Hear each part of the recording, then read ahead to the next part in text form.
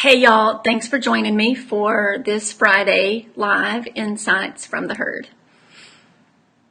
Today we are specifically talking about the energy approach as compared to the behavioral or psychology approach when it comes to horses. I get the question, do I choose the energy approach or the psychology approach, or where would each one come in, and is it an either or? I often get that question because I talk a lot and share a lot about the energy being the key to transforming your life with your horse and having a deeper connection that's a lasting connection and changing life for good. So I do get that question about what does that really mean, and how does that relate to the horse psychology, or what I think of as more of a skills-based approach with horses. So we're going to talk about both today, and the when, the where, and the why of how to implement both. So here we go. Let's dig in. So first, I'm going to talk about the energy approach. So I'm going to just let you know what I mean by energy approach. For me, as an empath and as an animal communicator, I experience the world very much from a place of the energy. And the simple description I give for that is what is underneath everything is energy. So when we let go of all the rules and the sort of agenda that we've created based on what the outside world tells us is necessary with horses, and when we get still and mindful and grounded and turn inward, we begin to be able to experience the energy. It's a feeling. It's a connection. And it can be quite a magical experience with the horse, especially because the horse is such a purely connected being. Animals in general are so connected to Mother Nature, Mother Earth, and the energy. And the horse is, if not the most purely connected being, certainly one of the most purely connected beings to the energy. So the possibility of the connection when we dig in deeper and connect to the energy is really great. And this is really where, in my experience, I describe it as the magic happening. So this is where the magic is possible. Now, I do want to talk about the skills-based or behavioral approach or the psychology approach with horses. What that means to me is understanding the nature of horses, understanding the horse as a prey animal, as a very sensitive being, and learning tools and skills to keep you safe with horses or accomplish something, a goal that you have with horses based on understanding them as a being. So where is that important? Why is that important?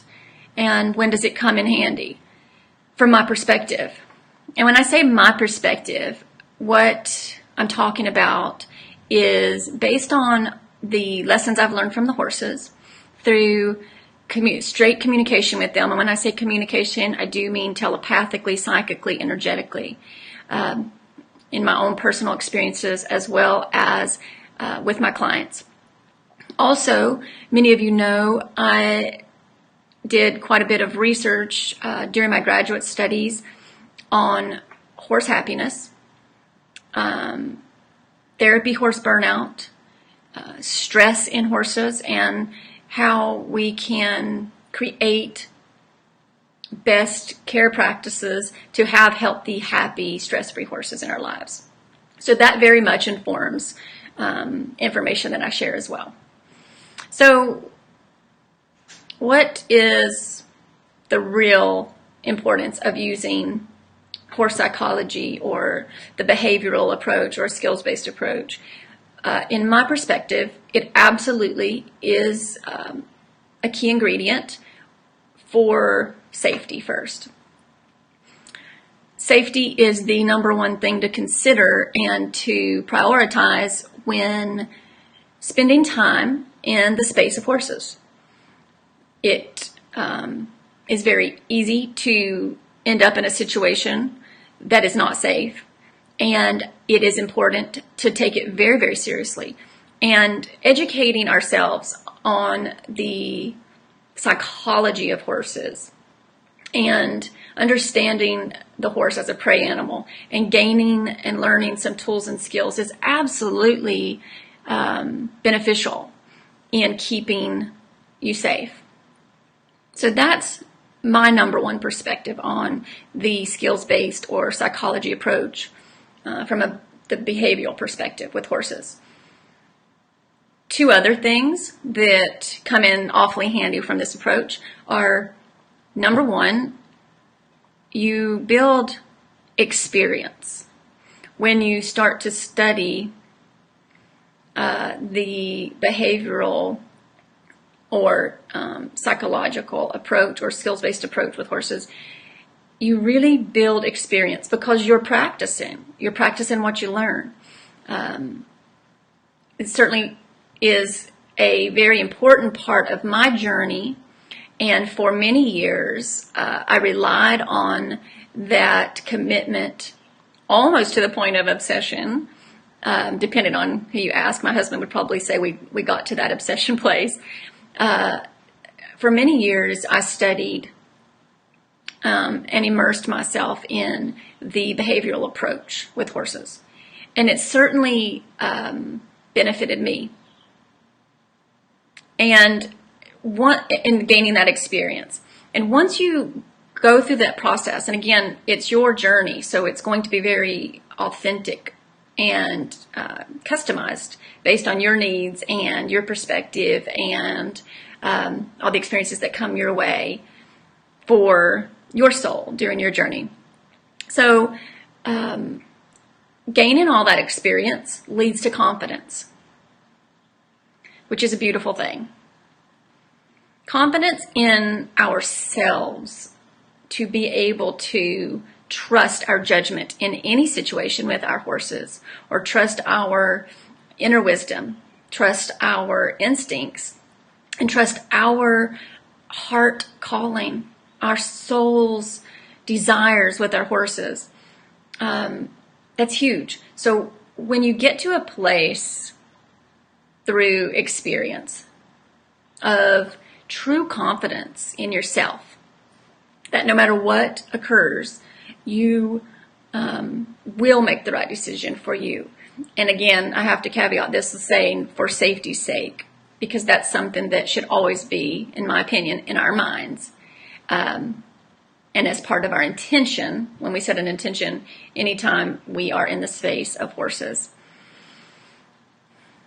So the confidence can certainly lead to a place where you're able to then open to the energy and connect into the energy on a deeper level. Because when you trust yourself and you really trust the horse as your partner and as the master teacher, then you can really let go of all those rules, all the judgment, and stop worrying about or putting as priority what other human beings tell you is important with horses. So going back to some examples, I promised to give you guys some practical examples when it comes to both how the behavioral approach or psychology approach can be useful, and where that can come into play as an important aspect. And for me, that means the most important thing is safety, and that's where that can really be beneficial. And also give you some practical examples of where you might really be able to experience the energy in a practical way with your horse. So examples of the behavioral or skills-based or psychological approach with horses. I'm going to give you some of my own that I've experienced over the years. So for a few years, I worked helping to manage a herd of cattle. And at any given time, we could have up to 150 head. And it was my mentor, Paniolo, here in Hawaii, and myself.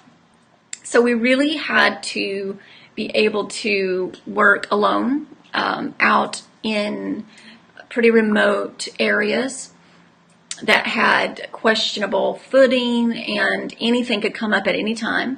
And we really had to be able to use and understand the energy and the psychology of the cattle to get the job done when it came to rotating the herd.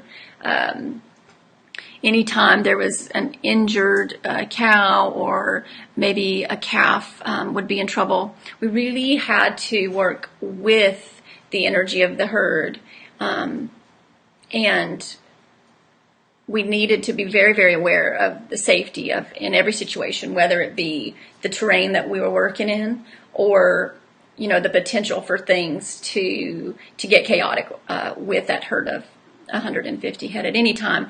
And of course, our horses were very important partners in this. So an example of where I would gain a lot of experience over the years. And then also I would use that skills-based or psychology-based approach with my horse. Came up constantly in my work with that herd of cattle out there by myself on the mountain, where I had to keep us both safe and I had to get the job done. So one specific example that I would experience pretty often would be that, again, we were in questionable footing. What I mean is there was a lot of big boulders, different size boulders, and that alone meant that my horse had to be able to trust herself, and I had to trust her. And for the footing, for her to know where to step, and if she made a misstep or got her foot hung up a little bit, that she would have to be able to just work her way through it. And I needed to trust that and just honor and believe that she was going to. So that was a very important part of our journey together. But what made that a little bit more challenging for us was that there's some super tall grasses that grow here in Hawaii. It's called California grass. And when on my horse out there in the more remote areas where the cattle were, we had this grass growing so tall that often it would be over my head even when I was on my horse.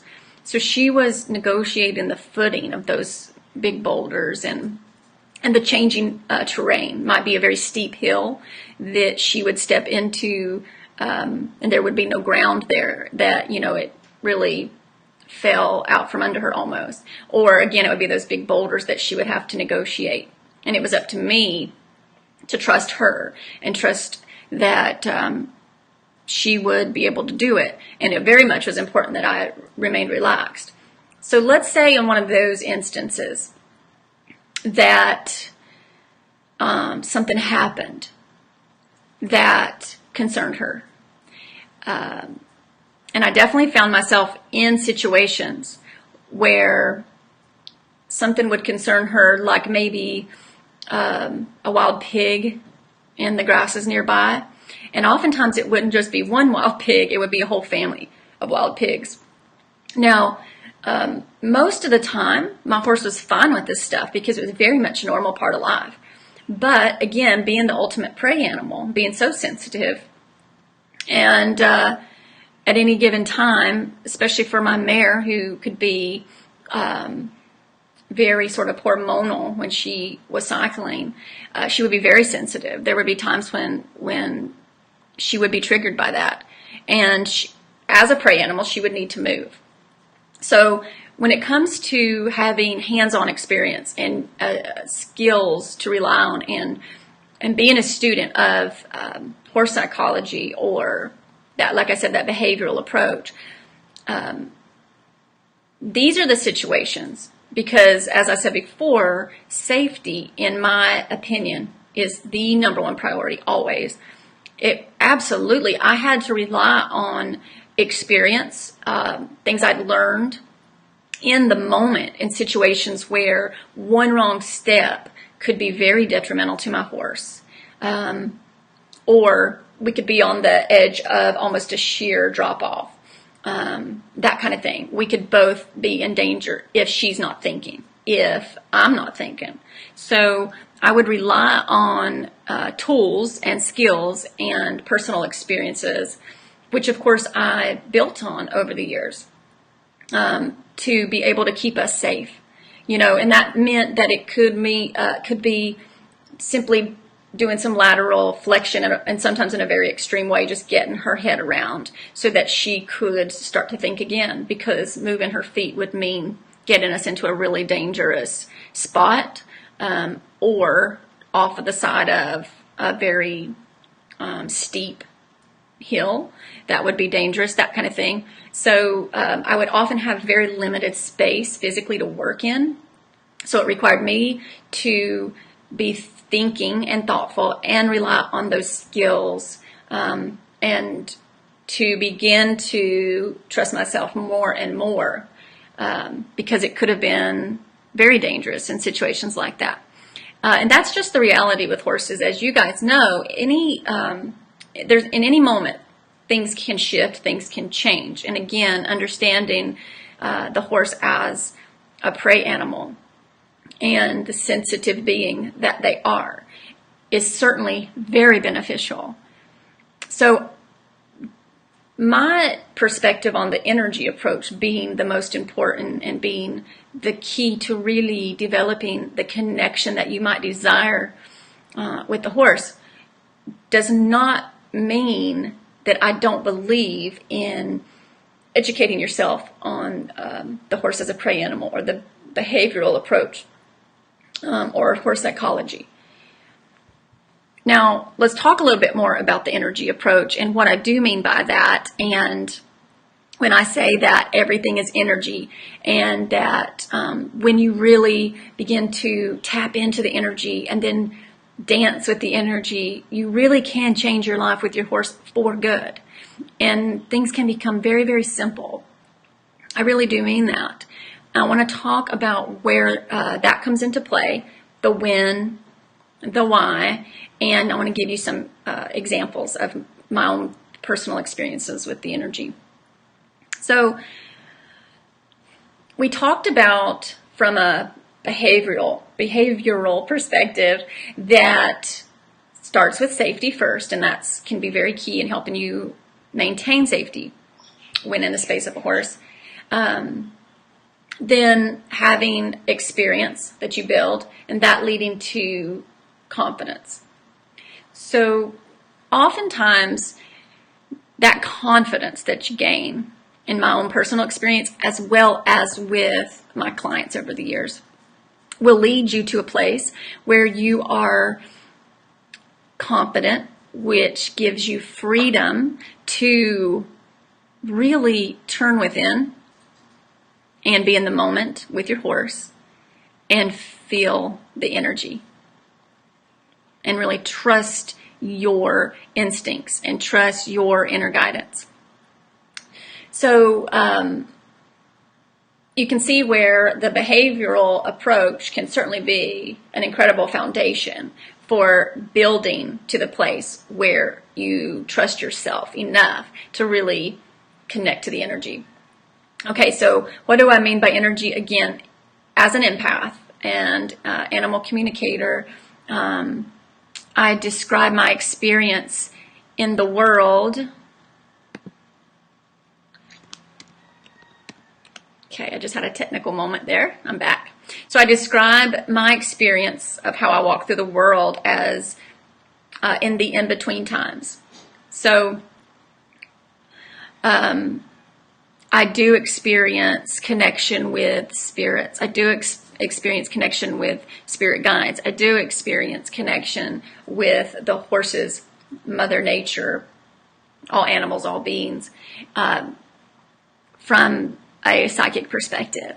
So when I'm in the space of horses, for instance, I experience what they're feeling, just like I do with other people and other animals and even trees and all aspects of Mother Nature.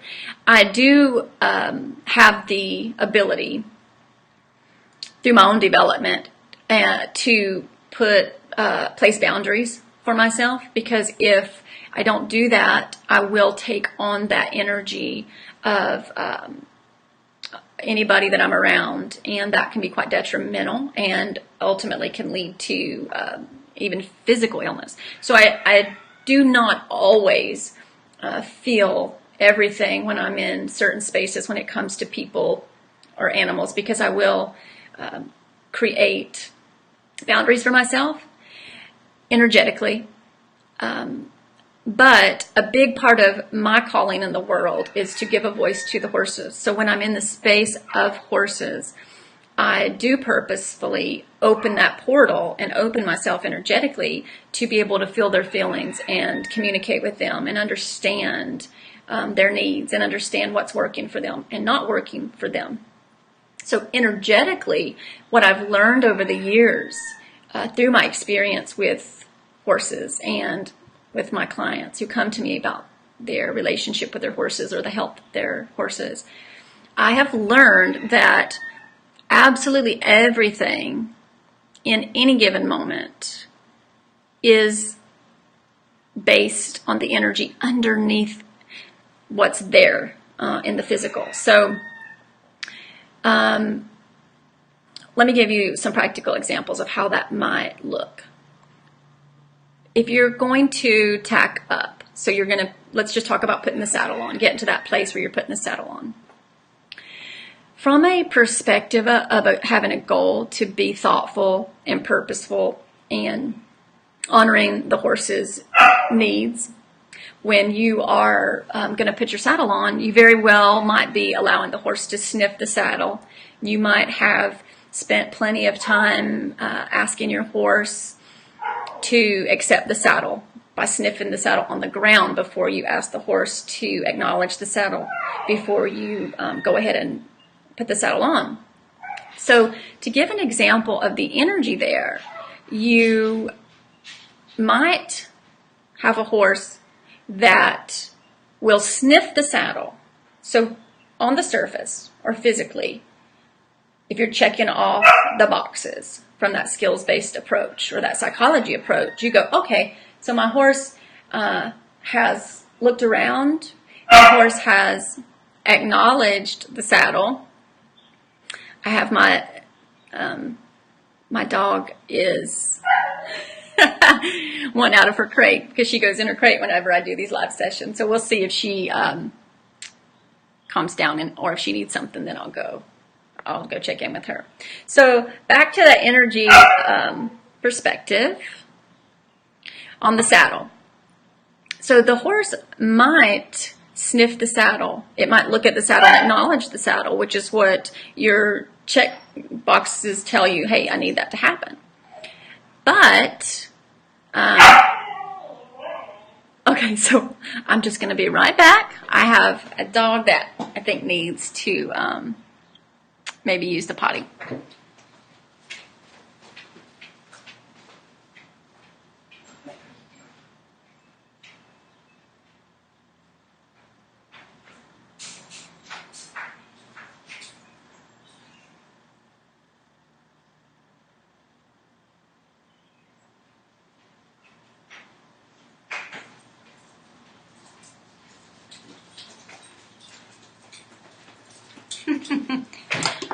Okay, sorry about that.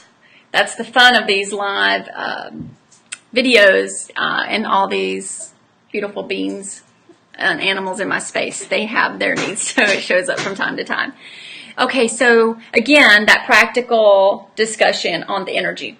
So you've checked off, let's say you've checked off the boxes. Your horse has acknowledged the saddle, your horse has sniffed the saddle, and your horse appears to be physically calm. Standing still, doesn't, body doesn't look tense or rigid or that kind of thing.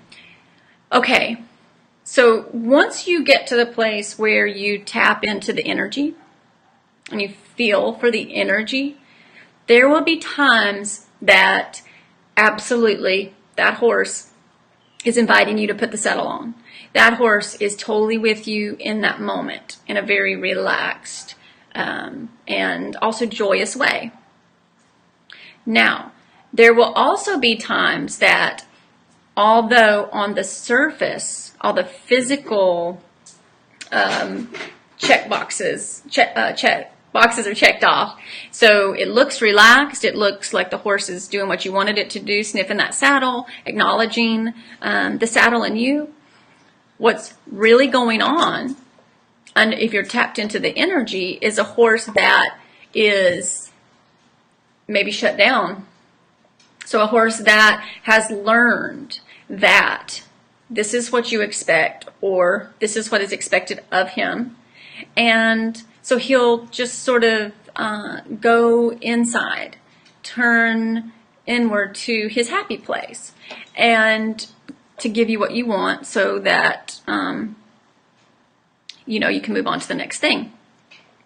And the beauty of feeling for the energy in every single experience, in every single situation with the horse, is that you'll be able to recognize and understand and feel when the horse is with you energetically and when the horse is checked out.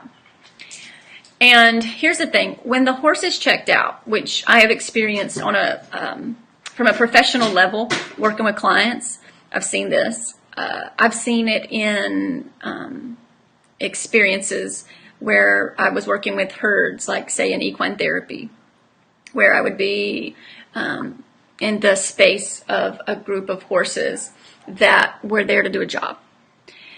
So when the horse is checked out, you're not building connection.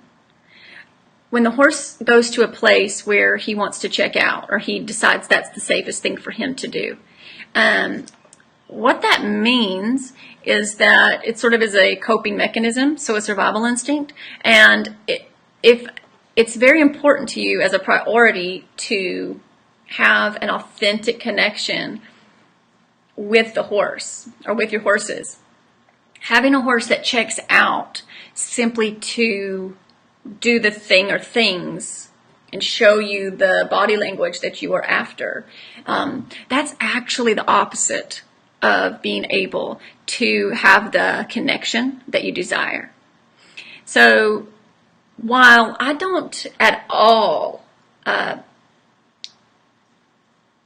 advocate for anyone not to utilize the psychology approach or the skills-based approach in learning about the horse as a prey animal, I also advocate for really, when you're called to it, really beginning to understand the energy more and feel for the energy more and have that be the foundation for everything that you do with your horse. Because, again, when you check in with the energy, when you feel for the energy, when you start any experience with your horse from a place of scanning your own energy, getting yourself energetically balanced, maybe through some chakra balancing or whatever rituals and energetic sort of medicine that you use or energetic approach that you use, and then checking in with your horse and where is your horse at energetically, you're going to find a very consistent balance between you and your horse that results in the horse trusting you, so that when situations do come up where it could be unsafe, and where that your horse as that prey animal could be triggered, you'll go through it together in a way that you haven't experienced before when you really are tapping into the energy. The other beautiful aspect of this, of tapping into the energy and feeling for the energy first, is that those experiences tend to happen much less often, because the horse has gained such trust in you, and also the horse connects with you on a level that makes sense to him or her, because the horse walks through the world connecting with the energy always, right? So absolutely everything is energy. So the horse being that pure connection to Mother Nature and to the energy, when we as humans start to tap in and ask the horse to guide us through the energy, the horse then trusts us because we are flowing with the energy, and it makes a lot more sense to the horse. We then become a being that the horse feels like he can truly connect with and communicate with. So when the horse might be triggered, in my experience, when we are operating from a place of connection to the energy, then she will look to us and say, hey, what do you think about this? Versus just having a major reaction. Not always, but again, much less often do you see a reactionary horse when you're operating from a place of connecting and flowing with the energy. What I find with the energy is there's a lot less doing and a lot more being. So a lot more waiting, a lot more observing and allowing and holding space when we're connecting with the horse from that place of energetic connection. And the most beautiful things can flow. And the magic really starts to happen on another level, because when you operate from the energetic approach with the understanding and the clarity that everything is energy, you gain a freedom to really be able to be in the moment and to be confident and trust yourself that no matter what comes up, you will instinctively tap into the energy. And that is going to define that moment and how you respond to that energetically. So I hope this has given some clarity on what I mean by the energetic approach and my perspective on the behavioral or skills-based approach with horses, and when and where and why both come in handy. And till next week.